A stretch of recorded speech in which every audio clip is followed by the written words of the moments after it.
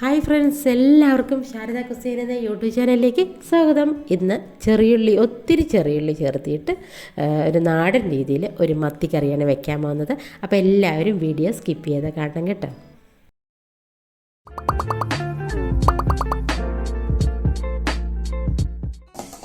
അപ്പോൾ നമ്മൾക്ക് ആദ്യം വെന്തയും കടുകും ഓരോ ടീസ്പൂൺ എടുത്തിട്ടുണ്ട്. അതിനൊന്ന് വറുത്ത് മാറ്റി വയ്ക്കാം. ഇനി ഒരു മൺപാത്രത്തിലേക്ക് ഓയിൽ ഒഴിച്ച് കൊടുത്ത് ആ ഓയിലൊക്കെ ഒന്ന് ചൂടായി വരുമ്പോൾ അതിലേക്ക് ഒരു അര ടീസ്പൂൺ വെന്തയും, കൂടുതലിടരുത്, അര ടീസ്പൂൺ വെന്തയും അര ടീസ്പൂൺ കടുകും. ഇത് എണ്ണയിൽ കിടന്ന് നന്നായി ഒന്ന് പൊട്ടി വരട്ടെ.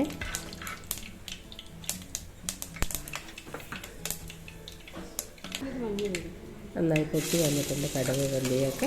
ഇനി ഇതിലേക്ക് ഒരു ടീസ്പൂൺ ഇഞ്ചി ചതച്ചതും ഒരു ടീസ്പൂൺ വെളുത്തുള്ളി ചതച്ചതും ഇട്ടിട്ട് ഇത് നല്ലപോലെ എണ്ണയിലൊന്ന് വഴറ്റിയെടുക്കാം. കുറച്ച് കറിവേപ്പില ഇട്ട് കൊടുക്കാം, ഒരു മണത്തിന് വേണ്ടിയിട്ട്. അതിട്ട് കൊടുത്തിട്ട് ഒരു സ്പൂൺ വെച്ചിട്ട് ഒന്ന് വഴറ്റി അതൊക്കെ ഒരു ഗോൾഡൻ കളർ ആകുമ്പോൾ ചെറിയുള്ളി ചേർക്കാം. മെയിൻ ഐറ്റം നമ്മൾ വേറെ വലിയുള്ളി ഒന്നും ചേർക്കുന്നില്ല കേട്ടോ. ചെറിയുള്ളിയും തക്കാളിയും മാത്രമാണ് ഇതിൽ ചേർക്കുന്നത്. അതും 2 കപ്പ് ചെറിയുള്ളി വേണം കേട്ടോ. അതും ചതച്ചെടുക്കണം. അപ്പോൾ നല്ല ടേസ്റ്റാണ് ഈ മത്തിക്കറിക്ക് ഇങ്ങനെ ഒത്തിരി ചെറിയുള്ളി ചേർത്തിട്ട് ഇടുമ്പോൾ. ഇനി ഇതിലേക്ക് ഒരു പഴുത്ത തക്കാളി ഇട്ടിട്ട് ഒന്ന് വഴറ്റിയെടുക്കാം. ഇനി ഇത് ഒരു അരമുറി തക്കാളി നല്ല പേസ്റ്റ് പോലെ അരച്ചെടുക്കണം. അപ്പോൾ കറിക്ക് നല്ല ടേസ്റ്റ് ഉണ്ടാവും. അതിനാണ് ഈ തക്കാളി അരച്ച് ചേർക്കുന്നത്. നല്ല കുഴമ്പായിട്ടും ഉണ്ടാവും, അതുപോലെ തന്നെ നല്ല ടേസ്റ്റും ഉണ്ടാവും. അപ്പോൾ ഇനി നല്ലപോലെ ഒന്ന് വഴറ്റിയെടുത്ത ശേഷം ഇനി നമുക്ക് ഇതിലേക്ക് മസാലകൾ ചേർക്കണ്ടേ. അപ്പോൾ 2 ടീസ്പൂൺ എരിവുള്ള മുളക് പൊടി, 2 ടീസ്പൂൺ മല്ലിപ്പൊടിയും അര ടീസ്പൂൺ മഞ്ഞൾപ്പൊടി ഇട്ടിട്ട് ഇതെല്ലാം അവിടെ ഒന്ന് മിക്സ് ചെയ്തെടുക്കുക. ഇത് എണ്ണയിൽ ഒരു 2 മിനിറ്റ് ഒന്ന് വഴണ്ട് വരട്ടെ. അപ്പോൾ ഒന്ന് അടച്ച് വയ്ക്കാം ഒരു 2 മിനിറ്റ്. അപ്പോൾ ആ തക്കാളിയുടെയൊക്കെ ആ ഒരു പച്ചച്ചുവയൊക്കെ ഒന്ന് മാറിക്കിട്ടുകയും ചെയ്യും. ഇതുപോലെ ഒന്ന് വഴറ്റിയെടുത്ത ശേഷം നമുക്ക് പുളിവെള്ളം ഒഴിച്ച് കൊടുക്കാം. ഞാനിവിടെ ഒരു തക്കാളിയുടെ വലിപ്പമുള്ള ഒരു വാളംപുളി ഒരു ഉരുണ്ടയാണ് എടുത്തിരിക്കുന്നത്. അതിൻ്റെ പുളിവെള്ളമാണ്. നിങ്ങൾ തക്കാളിയൊക്കെ ഇടുന്നത് കൊണ്ട് നിങ്ങൾ പുളിവെള്ളം അളവിന് നിങ്ങൾ ഒഴിക്കണം കേട്ടോ. കൂടുതലാവാനും പാടില്ല, എന്നാൽ മത്തിപ്പുളിക്ക് നല്ലൊരു പുളിപ്പും ഉണ്ടാവണം. അപ്പോൾ നല്ല ടേസ്റ്റും വേണം. അതുകൊണ്ട് പുളി കൂടാനും പാടില്ല, കുറയാനും പാടില്ല കേട്ടോ. അപ്പോൾ ഇനി അതിന് ശേഷം ഞാൻ ഇവിടെ 2 കപ്പ് വെള്ളം ഒഴിച്ച് കൊടുത്തിട്ട് കുറച്ചുകൂടെ ഉപ്പിട്ട് കൊടുക്കുന്നുണ്ട്. ഉപ്പൊക്കെ നിങ്ങൾ നോക്കിയിട്ടിടണം. എന്നിട്ട് നല്ലപോലെ ഒന്ന് തിളച്ച് വരട്ടെ.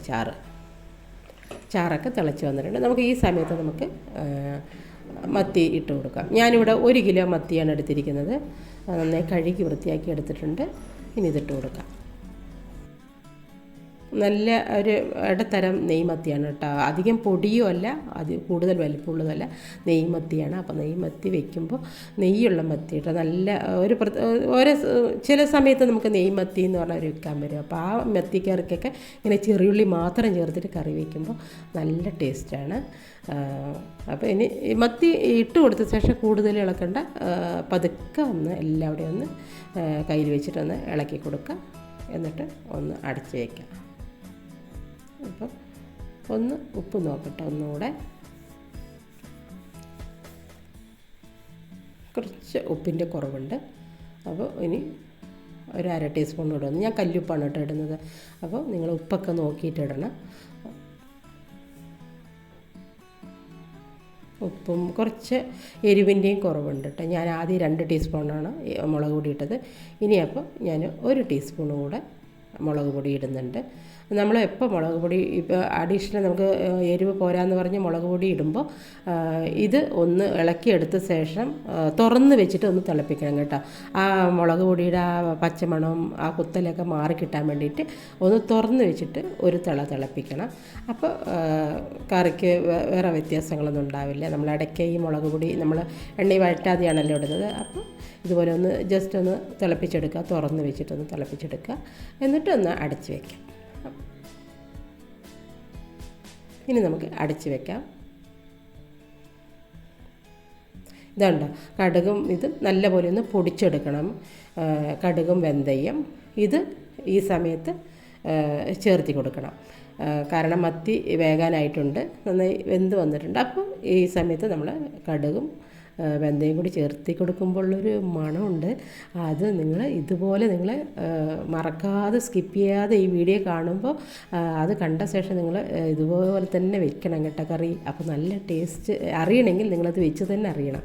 അപ്പോൾ ഇത് നമ്മൾ സാധാരണ മത്തിക്കറി വെക്കുമ്പോൾ ഇത്തിരി ശാലൊക്കെ ഉണ്ടാവില്ലേ, മത്തിക്കറി എന്ന് പറയുമ്പോൾ തന്നെ നമുക്ക് മത്തി വെച്ച് കഴിഞ്ഞാൽ വീട് മൊത്തം മണക്കും. പക്ഷേ നമ്മൾ ഈ കടുകും വെന്തയൊക്കെ ഇങ്ങനെ പൊടിച്ചിട്ടിട്ട് വെക്കുമ്പോൾ അധികം ശാലുണ്ടാവില്ല.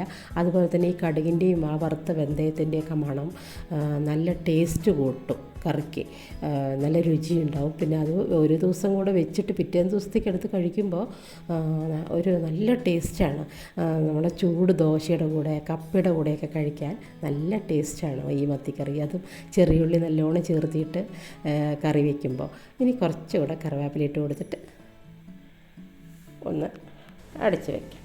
ഇതാണ് നമ്മുടെ മത്തിക്കറിയൊക്കെ ഇവിടെ ആയി വന്നിട്ടുണ്ട്.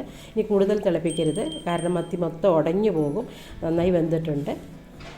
ഇനി ഇത് ആറുമ്പോൾ ഒന്നുകൂടെ ചാറ് നല്ലപോലെ ഒന്ന് കുറുകി വരും. നമുക്കൊന്ന് അടച്ച് വയ്ക്കാം.